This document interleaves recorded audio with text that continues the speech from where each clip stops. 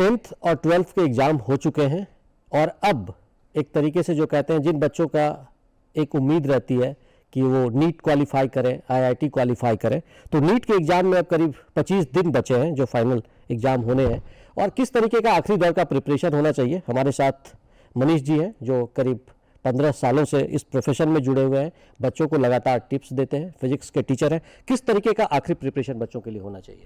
अभी recent time में जो आपके शॉर्ट नोट्स हैं उनको आप जरूर रिवाइज करें। शॉर्ट नोट्स में आपके फिजिक्स के सारे फॉर्मूले हो गए और हर एक फॉर्मूले को कैसे अप्लाई करना है। कई बार क्या होता है कि हम लोग फॉर्मूला लिखे कि v is equals to u plus at, तो सबसे सिंपलेस्ट है, बट बाद में भूल जाते हैं कि v क्या था, u क्या था। तो एग्जैक्ट आपको टर्म्स पते होने चाहिए, पूरे नोट्स से वो रिवाइज करना पॉसिबल नहीं है। तो हर एक चैप्टर का शॉर्ट नोट्स और उस फॉर्मूले के सामने एक एक न्यूमेरिकल उस पर बेस्ड कर सकते हैं। वो न्यूमेरिकल आपके टीचर्स ने कराए होंगे जो आपके क्लास में इंपॉर्टेंट है, नीट के आए हुए क्वेश्चंस हैं, तो आप उनको थोरोली रिवाइज करें। अगर आप सिर्फ अपने नोट्स पे और पीवाईक्यूज पे ध्यान देंगे तो आपका प्रिपरेशन बेटर होगा।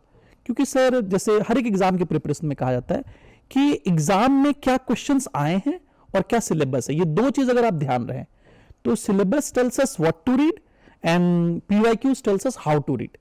तो अगर आप इन पे फोकस करेंगे सही से तो आप बेटर प्रिपरेशन कर सकते हैं और पिछले 10 साल के कम से कम पेपर जरूर सॉल्व करें और उनके सॉल्यूशंस देखें, उनमें क्या क्या किस किस टॉपिक्स पे ज़्यादा सवाल पूछे गए हैं। जैसे ग्रेविटेशन से बहुत इजी क्वेश्चंस आते हैं, इलेक्ट्रोस्टैटिक्स बहुत इंपॉर्टेंट टॉपिक है और हर एक चैप्टर का अपना अपना इंपॉर्टेंस है। कुछ चैप्टर बहुत छोटे हैं जैसे सॉलिड्स हो गया, जैसे सेमीकंडक्टर हो गया, बहुत छोटे चैप्टर में वेटेज ज़्यादा है और उनको आप बहुत कम समय प्रिपेयर कर सकते हैं, तो उनसे आपका प्रिपरेशन बेटर होगा।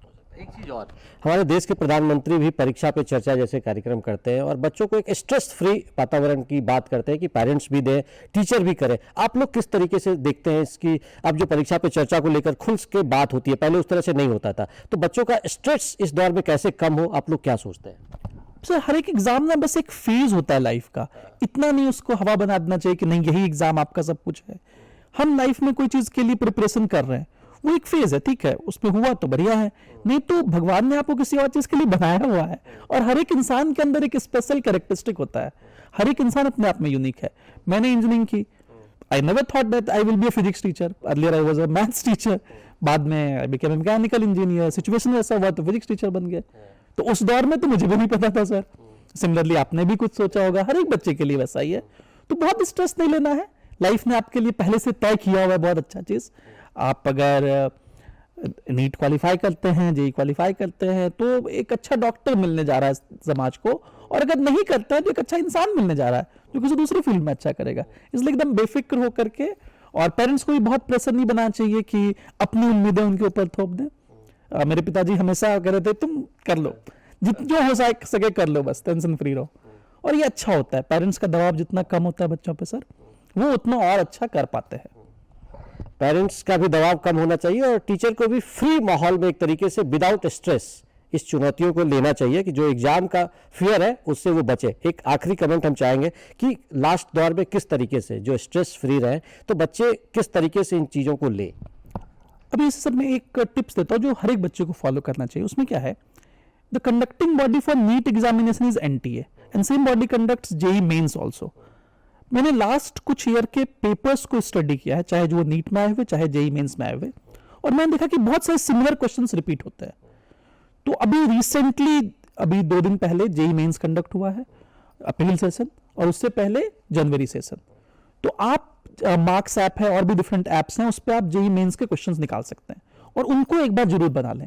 हर चैप्टर में करीब 10 से 12 सवाल होंगे क्योंकि शिफ्ट्स में एग्जाम होते हैं, और वो 10-12 क्वेश्चंस आपको पूरा आइडिया दे देंगे आपके थोरोली रिवीजन में कि आपके एग्जाम में क्या क्वेश्चंस आने वाले हैं। आप 2025, 24 और लेटेस्ट सबसे पहले 26 का कर लें।